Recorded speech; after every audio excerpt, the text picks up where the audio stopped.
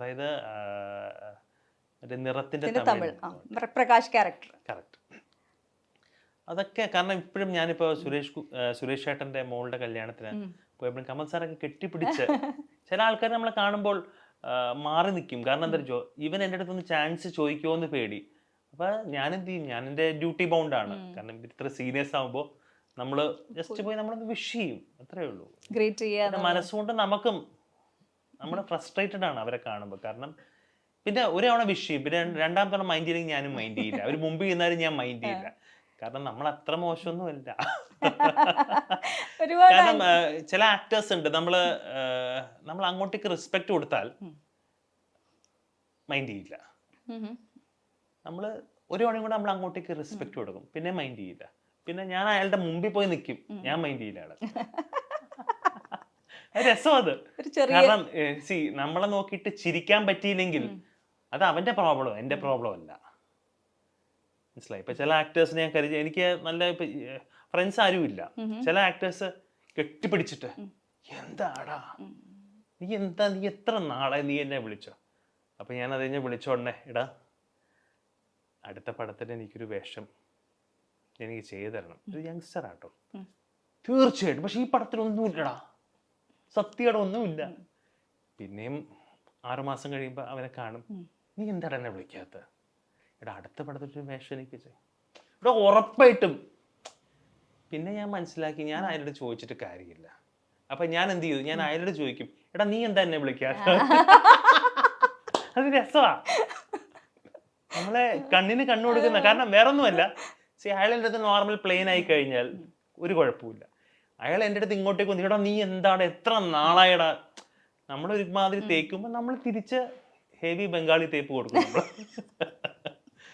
അതാണ്. കാരണം ഇന്നത്തെ കാലത്ത് ശരിക്കും പറഞ്ഞാൽ സക്സസ് എല്ലാവരുടെ അടുത്തും വരുന്നൊരു ഫോർമുല അല്ല. നമ്മൾ ആ ഫോർമുല നേടിയെടുക്കാൻ അവരും ഒരുപാട് സ്ട്രഗിൾ ചെയ്തിട്ടുണ്ട്. നമുക്ക് അതിന്റെ ഭാഗമാകാനേ പറ്റും. ഇപ്പൊ ഇത് മനസ്സിൽ തട്ടിയാണ് ഒരുപാട് പറഞ്ഞതെന്നറിയാം. ഇതുപോലത്തെ ഇൻസിഡൻസ് ഒരുപാട് ഉണ്ടായിട്ടുണ്ട്. ബാക്ക് സ്റ്റാബിംഗ് ഒക്കെ ഈ പറഞ്ഞ പോലെ ഈ ഇൻഡസ്ട്രിയുടെ ഏറ്റവും വലിയൊരു പ്രോബ്ലം ആയിട്ട് ഒരുപാട് പേര് പറഞ്ഞിട്ടുണ്ട്. അതിന്റെ വിക്ടിം ആയിട്ടുള്ള ആൾക്കാരാണ്. അങ്ങനെ എന്തെങ്കിലും? ഞാൻ വിക്ടിം ആയിട്ടൊന്നും ആളൊന്നുമല്ല. ഞാൻ അവനെ ബാക്ക് സ്റ്റാബ് ചെയ്ത എനിക്ക് പ്രശ്നമൊന്നുമല്ല. കാരണം ഞാൻ ശരിക്കും പറഞ്ഞാൽ ഇതിന്റെ തുടക്കമൊക്കെ ചെയ്യുമ്പോൾ ഞാൻ ഈ ബാഗൊക്കെ പാക്ക് ചെയ്ത് ഞാൻ ഇവിടുന്ന് കേരളം വിട്ട ആളാണ്. ഞാൻ കേരളം വിട്ടെത്തിയിട്ട് ആൾക്കാർ പറയില്ലേ, നമ്മൾ ഇവിടെ ഒരു സ്ഥലം വിട്ട് നമ്മൾ വേറെ സ്ഥലത്ത് പോകും. ഞാൻ വേറൊരു സ്ഥലത്ത് പോയി. ഞാൻ മനസ്സിൽ, കാരണം ഞാൻ എന്തായാലും ഞാൻ ജനിച്ച് വീണത് സിനിമയിൽ മാത്രമല്ല, എനിക്കൊരു കൈത്തൊഴിലും കൂടെ ഉണ്ടായിരുന്നു. അപ്പം അങ്ങനെ നമ്മൾ ഫ്രസ്ട്രേറ്റഡ് ആയിരിക്കുന്ന സമയത്തെ നമ്മൾ മൊത്തത്തിൽ ഈ ആൾക്കാർ നമ്മളെ ചോദിക്കും, ഏതാണ് അടുത്ത പടം ചോദിക്കും. ഇപ്പം ദുബായിൽ നിന്ന് ആൾക്കാർ വരുമ്പോൾ എപ്പോഴാണ് തിരിച്ചു പോകുന്നത്? അതായത് ആൾക്കാർ ലീവിന് ഒരു ജോലി ആയിട്ട് എപ്പോഴാണ് നീ ജോലിക്ക് പോകുന്നില്ലേന്ന് ചോദിക്കുന്ന പോലെ. അപ്പൊ നമുക്കിതൊരു ഭയങ്കര പ്രോബ്ലം ആയിട്ട് വരികയാണ് ചോദിക്കുമ്പോൾ. അപ്പൊ ഞാൻ ഇത് ആദ്യമേ പ്ലാൻ ചെയ്തിരുന്നു. ഞാൻ പതുക്കെ ഓരോ കാര്യങ്ങൾ പഠിക്കാൻ തുടങ്ങി. അപ്പൊ കുറച്ച് നാളെ ഞാൻ മാറിയിരുന്നു. ഒരു 2-3 വർഷം കംപ്ലീറ്റ് ബ്രേക്ക് എന്ന് പറയാൻ പറ്റത്തില്ല. ആ സമയത്ത് വർക്കൗട്ട് ആവുന്നില്ല. നാട് വിട്ടു എന്ന് പറയാൻ പറ്റില്ല, എല്ലാവരുടെയും സമ്മതത്തോടെ ഞാൻ ഇവിടെ നേരെ ഡൽഹിയിലോട്ട് പോയി. ഡൽഹിയിൽ ഞാൻ ശരിക്കും പറഞ്ഞാൽ എനിക്കന്ന് ഹിന്ദിയൊന്നും അറിയില്ല. അവിടെ ഒരു സ്ഥലത്ത് ജോലിക്ക് കയറി. ഞാനൊരു സാധാരണക്കാരനായിട്ട് ഞാൻ കയറിയത്, ഞാനൊരു കുക്കായിട്ടാണ് കയറിയത്, ഹെൽപ്പറായിട്ട്. അവിടുന്ന് കാര്യങ്ങളൊക്കെ, അവിടുത്തെ ഫുഡ് പഠിക്കുകയല്ല, ഇവിടെ തൊലിക്കട്ടി എന്ന് പറഞ്ഞ സാധനം പഠിച്ചു, ജീവിക്കാൻ പഠിച്ചു. എനിക്ക് അന്ന് ഇല്ലാത്ത കൊണ്ട്, ഇപ്പൊ ആൾക്കാർ പറയുന്നത് ഇല്ലാത്തതുകൊണ്ടൊന്നും അല്ല പോയത്. കാരണം നമുക്ക് എൻ്റെ ഡിഗ്രി കഴിഞ്ഞിട്ടാണ് തോന്നുന്നത്, നമുക്ക് ചില ജീവിതങ്ങളിൽ കുറച്ച് ഫ്രസ്ട്രേഷൻ വരുമ്പോൾ ഒന്നെങ്കിൽ നമ്മുടെ റൂട്ട് തെറ്റി ഡ്രഗ്സോ മദ്യപാനോ, ഞാൻ വേറൊരു ആംഗിളിൽ അതിനെ ഫൈറ്റ് ചെയ്തു. ഞാൻ വേറൊരു ആംഗിളിന് അതിനെ ചെയ്തു. തിരിച്ചു വന്നപ്പോൾ കുറച്ച് കരുത്തുള്ളൊരു മനുഷ്യനായി. മറ്റേതാകുമ്പോൾ ഭയങ്കര ഇളവായിരുന്നു. ശരിക്കും പറഞ്ഞു സോ ടെൻഡർ. ഞാൻ ഭയങ്കര വിഷമിക്കും. ഇപ്പം ബോധടല്ല. അപ്പം അവർക്ക് വേണ്ടെങ്കിൽ വേണ്ട. പക്ഷെ ഇപ്പോഴും ഞാൻ ചാൻസ് ചോദിക്കും, ഇപ്പോഴും ആൾക്കാരുടെ അടുത്ത് ചോദിക്കും. ഇപ്പം എനിക്ക് ഏറ്റവും ഇഷ്ടം ഒരു നല്ലൊരു നടൻ, നല്ലൊരു മനുഷ്യനാണ്, സൈജു കുറുപ്പ്. അത്രയും ജെന്യുവൻ ആയിട്ടുള്ള ആള്. കാരണം ഞാൻ അവനെ പോലും വിളിച്ച് ചോദിക്കും, പക്ഷെ അവൻ പറയൂ കേട്ടോ, എടാ ഇതിലുണ്ടാവും, അടുത്തിട്ട് നോക്കാം.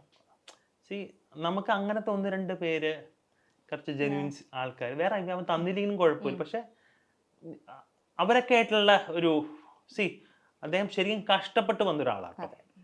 അദ്ദേഹം ഈ ലെവലിൽ നിൽക്കുന്ന അദ്ദേഹത്തിന്റെ കഷ്ടപ്പാടെന്ന് വെച്ചാൽ അദ്ദേഹവും നന്നായി പഠിച്ചിട്ട് ആളാണ്, പക്ഷെ അദ്ദേഹം സിനിമയ്ക്ക് വേണ്ടി ഫൈറ്റ് ചെയ്ത് is A better actor than me. ഞാൻ ജസ്റ്റ് ഒരു ആവറേജ് ആക്ടറാണ്. ഞാൻ ജനിച്ച നല്ല സൂപ്പർ ബോൺ ആക്ടർ, ഞാൻ ചെയ്താണല്ലോ പഠിക്കുന്നത്. അപ്പൊ അതായിരുന്നു എൻ്റെ ഒരു ഞാൻ ഇതിനെ ഹാൻഡിൽ ചെയ്തൊരു സിറ്റുവേഷൻ. ഈ ആക്ടിങ് വിട്ടിട്ട് ഡൽഹിയിൽ പോയി ജീവിതം പഠിച്ചു വന്നു എന്ന് പറയുന്ന സംഭവമുണ്ട്. അപ്പൊ ആ ഒരു കൈത്തൊഴിൽ ഉണ്ടായിരുന്നു എന്ന് പറഞ്ഞു, കുക്കിംഗ്. അത് സായത്തമാക്കിയതാണ് ഈ കുക്കിംഗ്.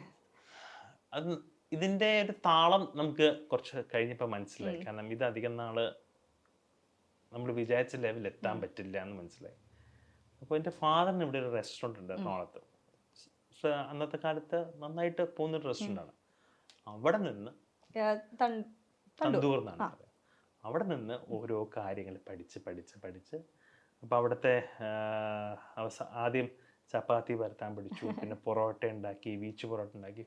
ഇപ്പോൾ ദൈവം സഹായിച്ച് നാളെ ഒരു ബിരിയാണി കട ഇട്ടാലും 10 കിലോ ബിരിയാണി സ്വന്തമായിട്ട് ഉണ്ടാക്കാം, കണ്ണടച്ചുണ്ടാക്കാം. അപ്പം നമുക്കൊരു സ്റ്റാൻഡ് ബൈ വേണം. ഞാൻ അന്നത്തെ കാലത്ത് ഒരു ഡബിൾ MBA എടുത്തിരുന്നെങ്കിൽ ഞാൻ ഇവിടെ നിന്ന് വിട്ടു പോയേനെ. പക്ഷെ ഈ സിനിമാ മോഹം കൊണ്ട് നിൽക്കാൻ പഠിക്കേണ്ട സമയത്താണ് സിനിമയിലേക്ക് കയറി. അതൊരു വലിയ റിഗ്രറ്റ് ആയിട്ട് തോന്നുന്നുണ്ട്.